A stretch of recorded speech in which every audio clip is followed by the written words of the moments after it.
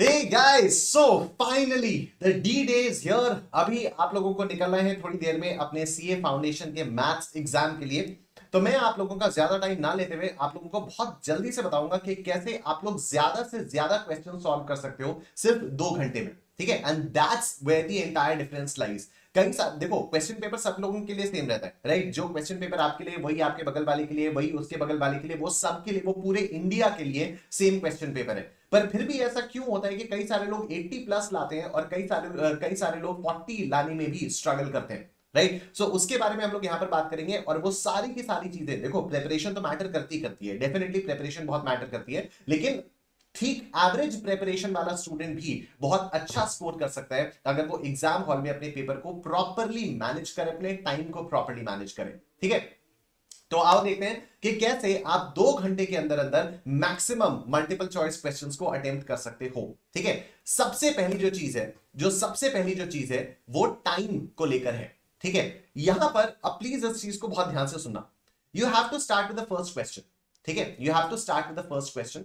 आपको वही क्वेश्चंस करने हैं, उसी सीक्वेंस में क्वेश्चंस करने जो आपको बहुत अच्छे से आते हो।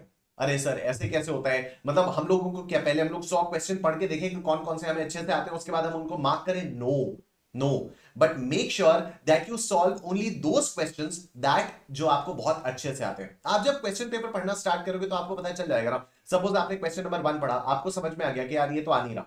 ठीक है, फिर आप क्वेश्चन नंबर 2 पढ़ोगे, आपको समझ में आ जाएगा यार ये तो आ नहीं रहा। फिर आपको क्वेश्चन नंबर 3 पढ़ोगे, आपको तब लगेगा कि हाँ यार क्वेश्चन नंबर 3 तो आता है, मैं उसको कर लेता हूं। तो ये जो क्वेश्चन नंबर्स 1 और 2 है ना, इनको आप लास्ट के लिए छोड़ो, इसको बाद में आकर आप देख लेना, इसको आप लोग बाद में आकर देख लेना।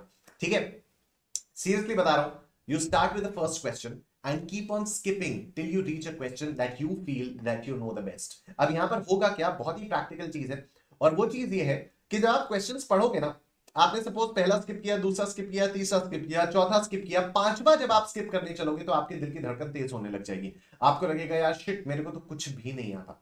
ठीक है, मेरे को तो कुछ भी नहीं आता। ट्रस्ट मी, ऐसा बिल्कुल भी नहीं है, आप लोगों को सब आता है। ठीक है, क्या होता है ये ना, साइकोलॉजिकल होता है। जब आप क्वेश्चन पेपर पढ़ना स्टार्ट करते हो ना, तो वो डर का माहौल इतना ज्यादा क्रिएटेड होता है आपके दिमाग में, आसपास के स्टूडेंट्स इतना ज्यादा डर का माहौल क्रिएट कर देते हैं कि you start feeling as if you don't know anything.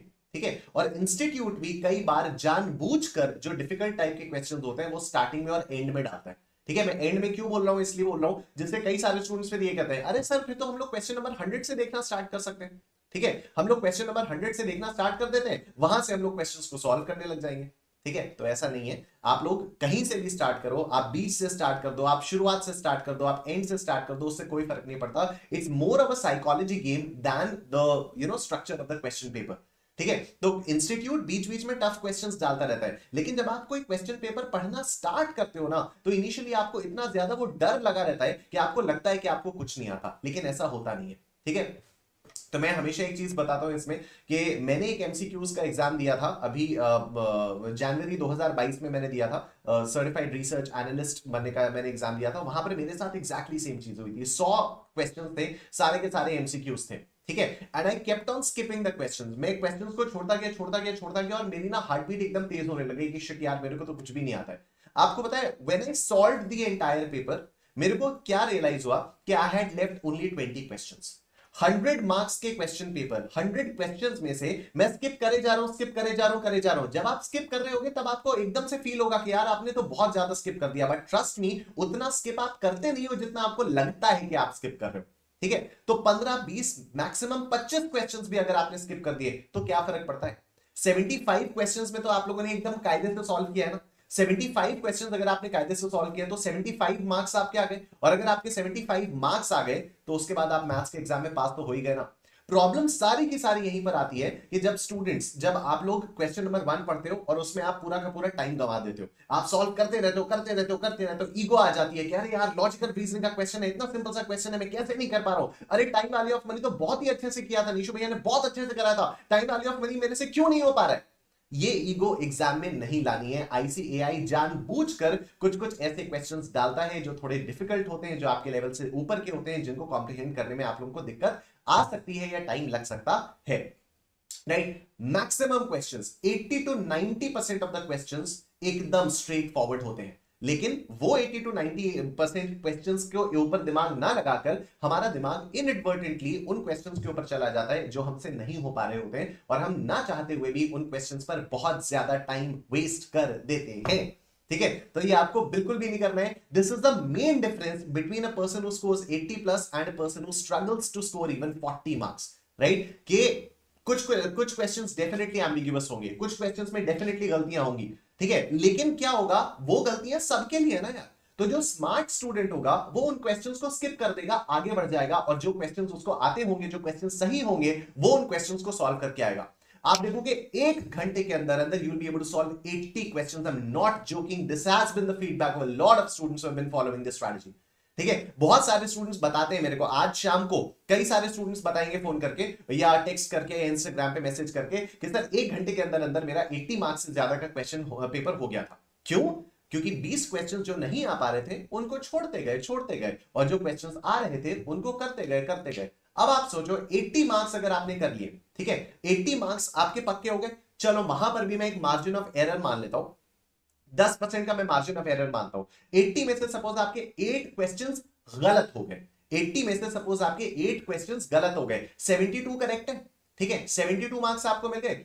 8 questions अगर आपके गलत हैं तो टोटल नेगेटिव मार्किंग कितनी, 2 नंबर की होगी। तो 72 क्वेश्चंस आपके करेक्ट हैं, 72 माइनस 2, आपके 70 मार्क्स तो अभी भी आ रहे हैं, आपके 70 मार्क्स तो अभी भी आ रहे हैं। पास होना कौन सी बड़ी बात है, ठीक है। और उसके बाद आपके पास पूरा का पूरा 1 घंटा बचा हुआ है, दिमाग लगा लो ना उन 20 क्वेश्चंस में। लेकिन उन 20 क्वेश्चंस में दिमाग लगाओ second half of the duration of the paper में, फर्स्ट हाफ में नहीं। तो this is the very effective strategy, trust me guys. आप लोग एग्जाम में ये बिल्कुल भी मत करना कि क्वेश्चन को सीक्वेंशियली करने के चक्कर में, आपको पढ़ना ऑफ कोर्स सीक्वेंशियली है, क्वेश्चन नंबर 1 2 3 4 इस तरह से आप पढ़ोगे, इसी सीक्वेंस में आप पढ़ोगे, लेकिन सॉल्व आप वही क्वेश्चन करोगे जो आपको बहुत अच्छे से आता होगा। करके देखना इसको, मजा आ जाएगा, आपको बिलीव भी नहीं होगा, आपको रियलाइज भी नहीं होगा कितने ज्यादा क्वेश्चंस आप सिर्फ 1 घंटे के अंदर अंदर कर चुके होंगे। नहीं तो बाद में क्या होता है, स्टूडेंट्स 40-50 क्वेश्चंस करते, बहुत स्ट्रगल कर पाते हैं, और उसके बाद फिर घर आके रियलाइज होता है यार इतने सिंपल सिंपल क्वेश्चंस आए थे और वो मिस हो गए, टाइम नहीं मैनेज हो पाया। गेस वर्क आपको बिल्कुल भी नहीं करना है।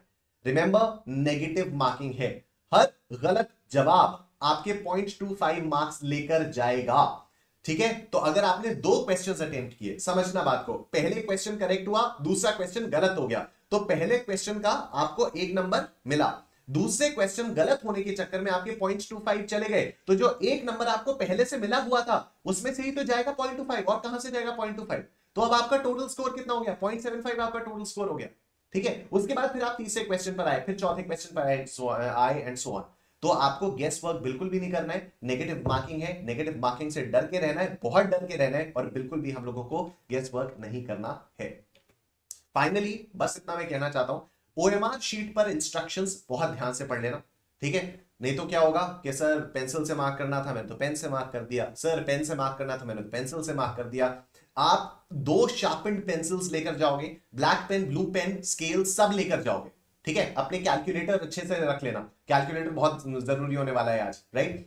ओएमआर शीट पर इंस्ट्रक्शंस दिए हुए रहते हैं, उन इंस्ट्रक्शंस को बहुत ध्यान से पढ़ना। अगर ओएमआर शीट पे इंस्ट्रक्शंस ने कहा है कि पेंसिल से गोरा फिल करना है तो पेंसिल से फिल करना है, अगर उसने कहा पेन से फिल करना है पेन से फिल करना है। जो इंस्ट्रक्शंस ओएमआर शीट पर रहेंगे वो आपको बहुत ध्यान से फॉलो करने हैं, ठीक है। उसके बाद नहीं तो मैं किसी हालत में ही नहीं रहता ना यार, ये बताने की अब मैं क्या बताऊं शाम को, अगर आप पेपर देने के बाद आकर मेरे को टेक्स्ट कर रहे हो कि सर मैंने तो पेंसिल से भर दिया लेकिन इंस्ट्रक्शंस तो पेन से भरने का लिखा था, मेरी कॉपी चेक होगी या नहीं, मैं कैसे बता सकता हूं उसको, ठीक है। तो be very careful, spend some time in reading the instructions of the OMR sheet, it won't take much of your time, ठीक है, ज्यादा टाइम नहीं लगने वाला है, तो उसको आप अच्छे से पढ़ो एंड अच्छे से पेपर आप लोग देकर आओ, ठीक है। अपनी प्रिपरेशन पर पूरा भरोसा रखो, आपने पिछले 6 महीने से बहुत ज्यादा मेहनत की है, ठीक है। और दिसंबर 23 के लिए तो हम लोग बैचेस पता नहीं कब से चला रहे हैं, ठीक है। अप्रैल में चला था, फिर मई में चला था, उसके बाद फिर मिशन सक्सेस भी हुआ, पता नहीं कितनी कितनी प्रिपरेशन हम लोग कर चुके हैं, रेगुलर मैराथन्स आपके हुए हैं, ठीक है। And you prepared very well. बस इतना ध्यान रखना, उन्हीं क्वेश्चंस को आपको पहले सॉल्व करना है जो आपको क्वेश्चन पढ़ते हुए रियलाइज हो जाए कि हाँ ये वाला क्वेश्चन मेरे को आता है, ठीक है। Thank you so much, wish you all the very best. And शाम को मुझे इंस्टाग्राम पे टेक्स्ट करना, इस वीडियो के कमेंट सेक्शन में कमेंट करना शाम को वापस आकर कि आपका पेपर कैसा गया। Wish you all the best.